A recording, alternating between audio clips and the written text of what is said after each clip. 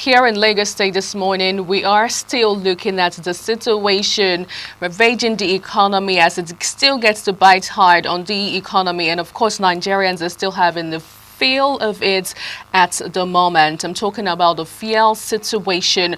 But today we're going to turn our attention over to a conversation we had last week where we saw the NNPCL quitting the middleman role in all of the saga between Dangote Refinery, the marketers, the independent marketers, and of course every other person involved in this fuel situation.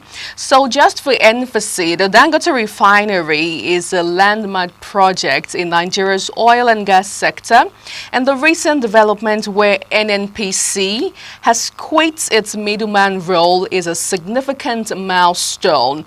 Well, here are some points worthy of note.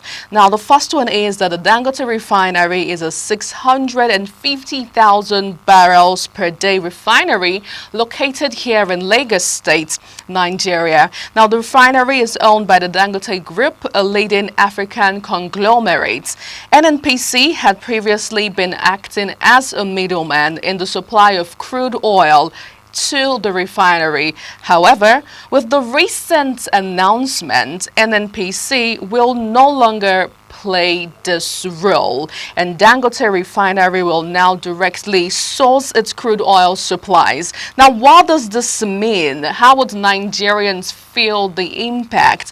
All of this and more we are dissecting today on This Morning on ITV right here in our Lagos studio. My name is Nuoluwapo Stevens, and joining me in the studio to do justice to this conversation is Lukman Owolabi, and of course a public affairs analyst. He joins us live this morning. Good morning. How are you? Good morning. I'm good.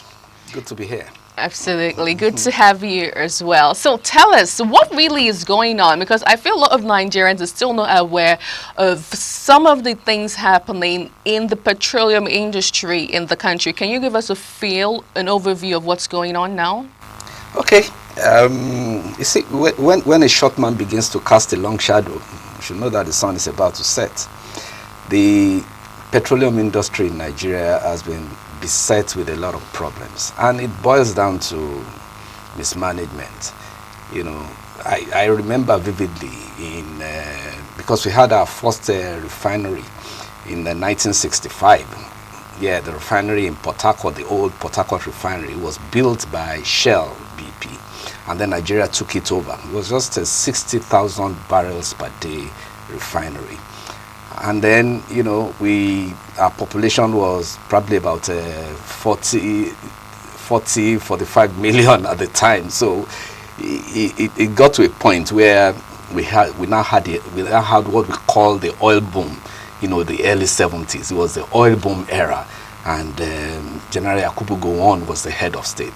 So it was a period where Nigeria had so much petrodollars and we didn't know what to do about it. In fact, Gowon went ahead to say money is not our problem, but how to spend it.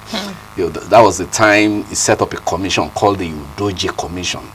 The Udoji Commission was to look at the whole gamut of the civil service and recommend ways of improving them. And he set up the commission in 1972. And the commission came up with their recommendations in 1974. So like a 2-year lag. And out of all the recommendations that they made, the one Gowon picked there was that, you know, they needed to increase the salary and allowances of civil servants by 100%.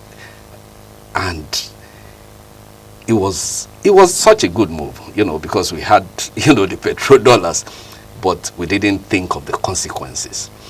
And what Gowon did was that he not only increased the salaries and allowances by 100%, he also paid arrears. So the arrears was of 2 years were paid to civil servants. So the civil servants in Nigeria had a lot of money.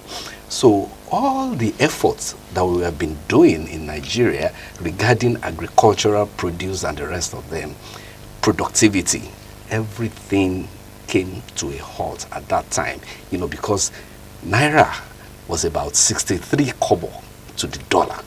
So instead of producing, we started importing. Everybody, they are buying cars, radios, TVs, and the rest of it. So it got to a point, and it is no coincidence that we had our first fuel scarcity in Nigeria in 1974, because many people had bought cars, you know, and the old Port Harcourt refinery could no longer service us. So it was just 60,000 barrels per day. So we didn't build another refinery until 1978, after Gowon had been sent out of the equation. So we built another in Warri in 1978, you know, which was about 100 and I think it was 110,000 barrels per day. And that problem started from there, because we could no longer handle the economy that had blossomed, the inflation that came with, you know, all this money that we had. So from there, we have been struggling. And then we built the Kaduna Refinery. Even that one too could not service us, because it was only about another 110,000 barrels per day refinery, and most of it was not even petrol. You know, it was petrochemicals and the rest of it. Later, we built the new Port Harcourt Refinery. New Port Harcourt Refinery, you know, was a 125,000 barrels per day refinery, and it now boiled down to management, because it was being handled, it was being managed by Nigerians, by NNPC, and anything that has the imprimatur of the state. That's why people don't always say that government should not be in business, you know, because people look at it as something that does not belong to them. You know, what belongs to everybody belongs to no one. So that was the way they were handling it, and the whole thing, you know, got to a stage where the refineries were no longer working, you know, because the staff were not that dedicated to it. It was seen as a cash cow for everybody, and that is what created the problem. So what I can deduce from what you have said so far is the problem Nigeria is facing currently in the petroleum sector didn't really start from now. So we are not to blame Kyari for all of the things we're going through now. And I also feel it's a case of mismanagement. It is, definitely. Right. It is a case of mismanagement, and it has been like that from the beginning, you know, where we have assets that we could not service, we could not take care of. They will say they are doing turnaround maintenance. They are supposed to do turnaround maintenance maybe in every 3 years. They will shift it to 5-6 years. You know, by the time they start to do the turnaround maintenance, some things had already spoiled. And when they're saying they're doing the turnaround maintenance, most of the people in charge will find a way to cut corners. And, you know, because, I mean, when you vote about 100, let's say you vote about 100,000 naira for turnaround maintenance, they would want to spend 30,000 naira, you know, so they will have to cut corners. And by that, some things are getting spoiled, and they will be irredeemable. That's exactly what happened to our refineries. Now let's have our conversation based on context. Let's talk about the Dangote Refinery. Really, what are your thoughts on Dangote Refinery's decision to directly source its crude oil, you know, from suppliers, or to directly source its crude oil supplies, instead of having the middleman conversation? So you just have to come to Dangote and get it. What does this mean for? You are now mixing up the issues. Right. We're talking of crude oil, and there's a petrol aspect, there's the supply aspect, right, and then there's this the petrol, the product from the refinery. The product from the refinery is, you know, the petrol that we're buying. The crude oil is this feedstock that Dangote gets. So the feedstock is, they can source from anywhere. Dangote have been buying from America, even when Nigeria could not, the IOCs could not, you know, give him enough crude oil to service the refinery. So he has been buying from America. So the thing is, it is advantageous for him to buy the ones in Nigeria. So because we produce, so it is advantageous for him. He doesn't have to import and pay freight and everything to bring it down. It probably will be more expensive by the time it is produced. So because of, you know, localization of industry, so it is better for him to buy from, the IOCs in Nigeria. But it had problems initially, because the IOCs, there's a body we call the NNPCL. That is the downstream and midstream regulatory agency. Those were the organization that oversees, how everything goes in the midstream and downstream sector in Nigeria, oil sector in Nigeria. So those are people in charge, and they tried to negotiate between Dangote and the IOCs, because the IOCs wanted to be selling crude oil to Dangote at a premium. What happens in the oil industry in Nigeria is that the crude oil that comes from Nigeria does not belong to Nigeria alone. Yeah, that's what they call the JV, the joint venture. So the joint venture, because Nigeria does not have enough money to bring out the crude from the ground, so it is the JV, it is the international oil companies that will come and source for the funds and bring out the crude from the ground. So there's an arrangement whereby we'll say whatever comes from the ground, we'll share it. So there's a sharing formula. Nigeria will take about 60%, the IOCs will take about 40%. The 60%, that is being managed by NNPC. So the 40% is being managed by the IOCs. The NNPC, for a long time, had a dedicated amount for the refineries, which is 445,000 barrels per day. That has been dedicated. That's the whole capacity of our 4 refineries. So they had that one, and the IOCs that had 40% of everything we had. We're also selling. They could sell anywhere to anyone. So when Dangote approached them, said, okay, because NNPC could not supply enough to Dangote, so they had to go to the IOCs. IOCs now said, okay, we have a trading company, go and meet them. And then they went to meet the trading company. The trading company now said, let's assume the price of crude is $80 per barrel. The IOCs will want to sell to Dangote at 82, 83, 84. They are now selling, they are now putting a premium on it. Right. So that was what Dangote protested initially, that how can they be selling crude at $80 per barrel and they want to sell to me at $84 per barrel. So it was frustrating for him. That was all the time that he was shouting and doing press conferences and talking everything. So it was frustrating for him. So it got to a point where the NNPCL now to negotiate and say, okay, let's have willing buyer, willing seller. And then he bought some from them. The initial one was from the IOCs, and then it got to a point where the Federal Executive Council now said, okay, if this is going to be the situation, it won't be sustainable. What we shall do is that, you see, the 445,000 barrels dedicated to our refineries that NNPC has been in control of, let us give that to our local refineries.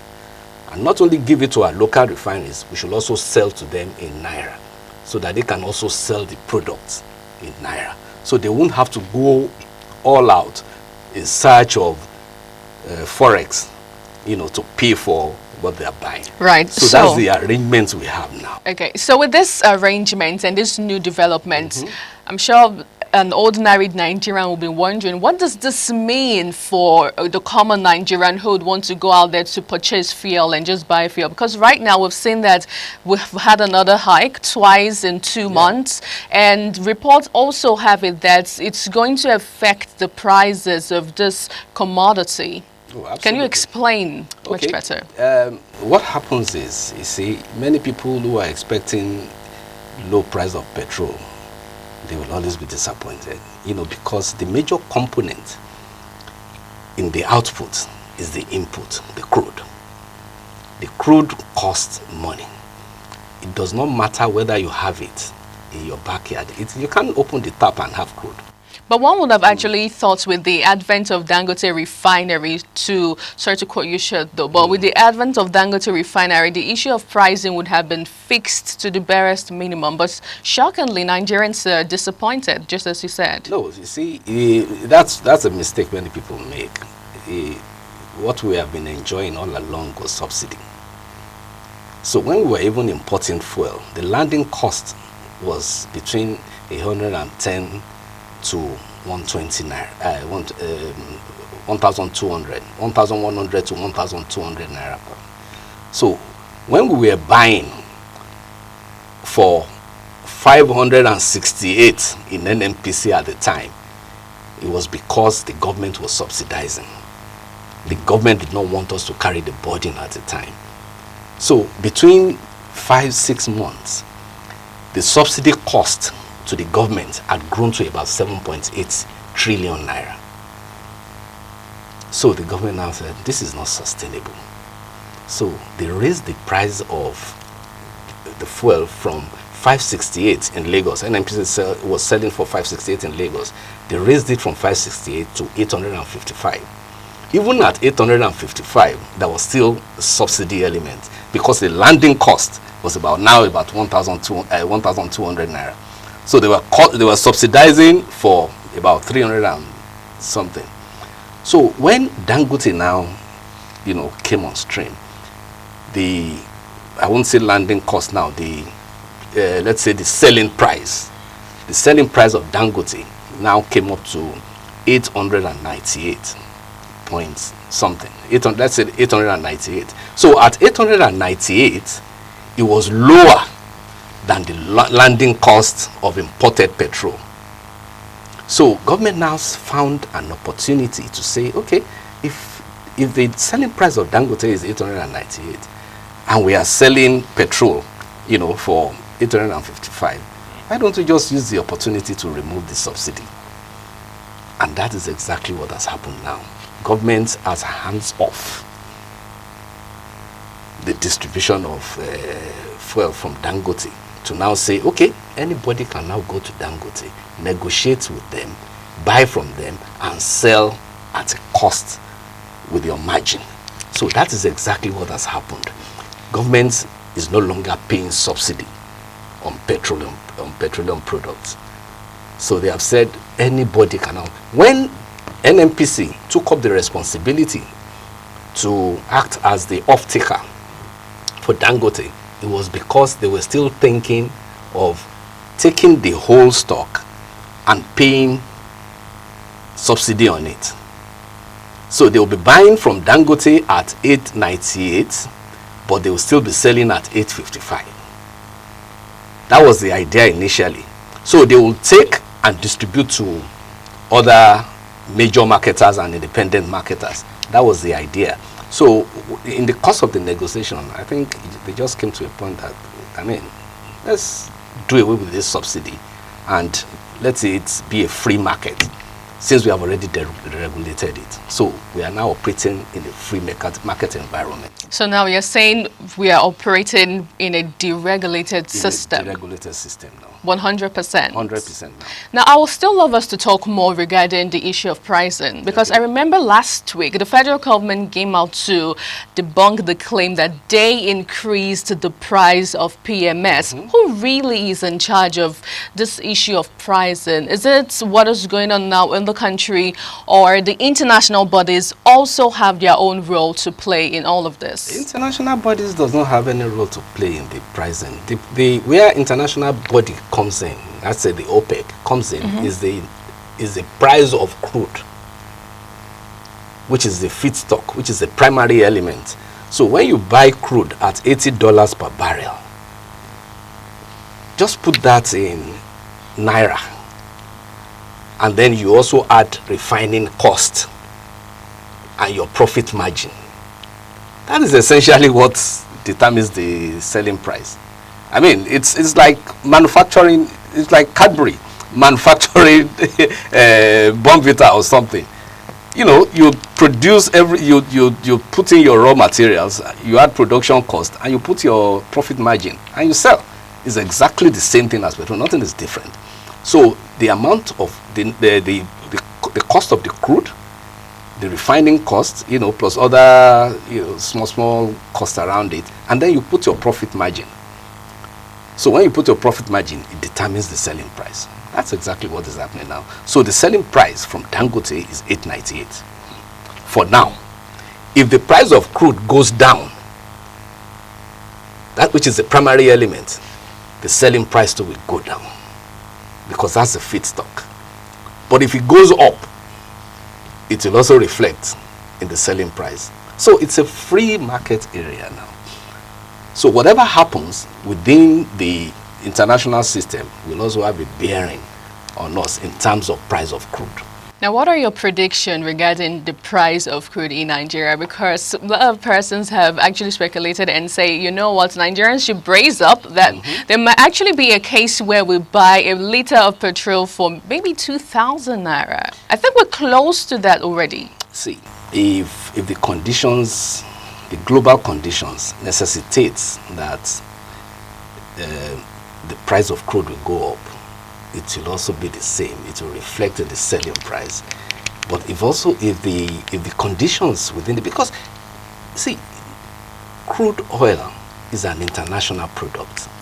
That's why when I hear some people say, "Yeah, but we have the crude now. Why are we selling it?" I say, no, you only have the crude, but it is the price is determined by a cartel.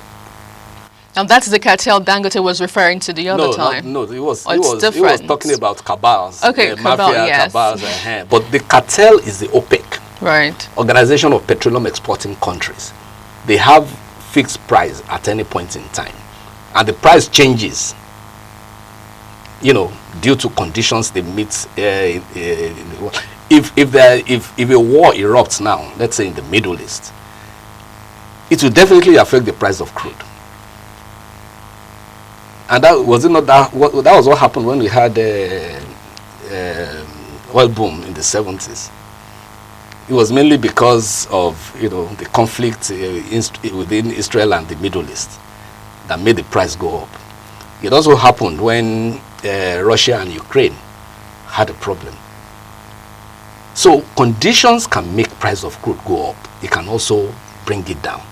You know, at every point in time, America tries to modulate the price. They want to influence OPEC, particularly Saudi Arabia.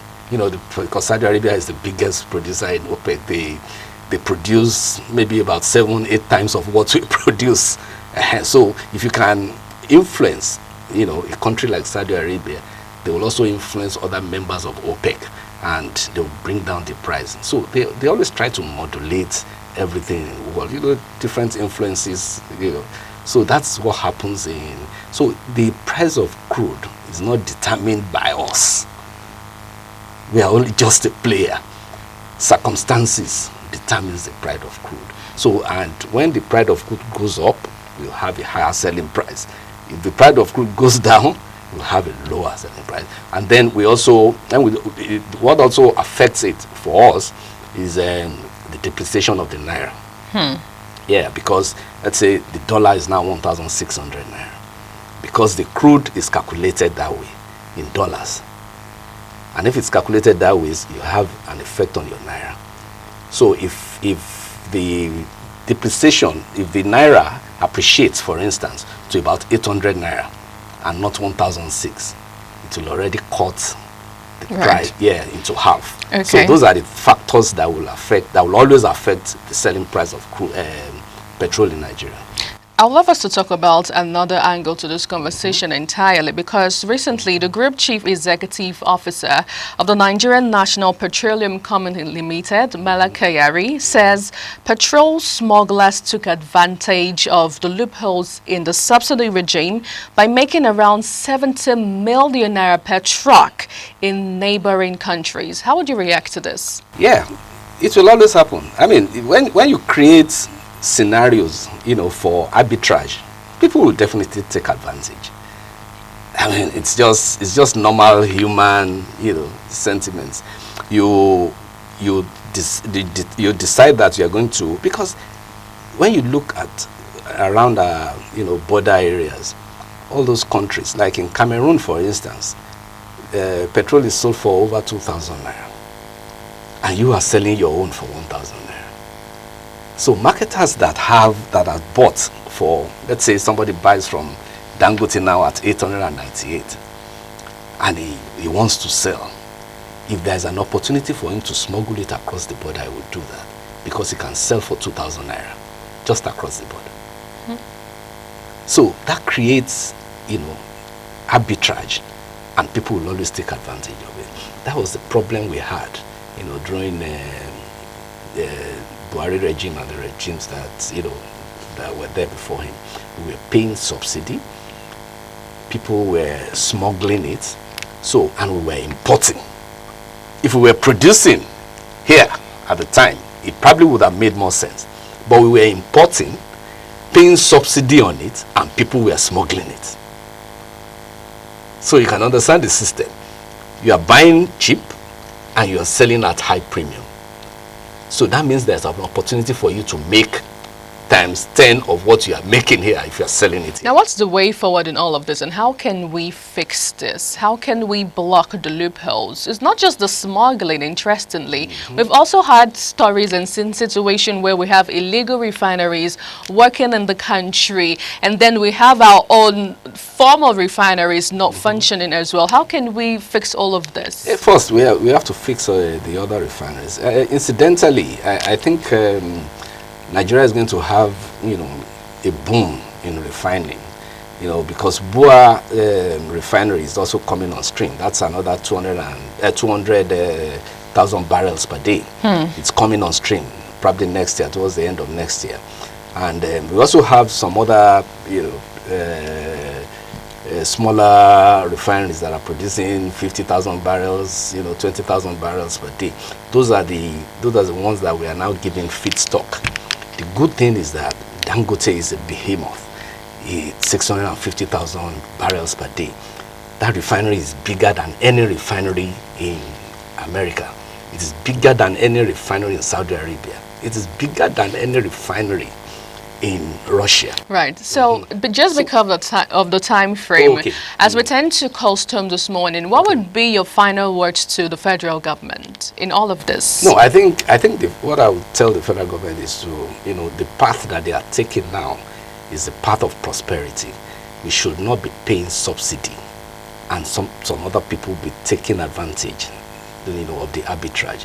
We should leave it as a free market economy. Right. Let us, because it will also bring in FDIs, foreign direct investment, because in a situation where you are subsidizing, it will discourage FDIs. Okay. And we need more investments in Nigeria. Of course. So that's what we should do now.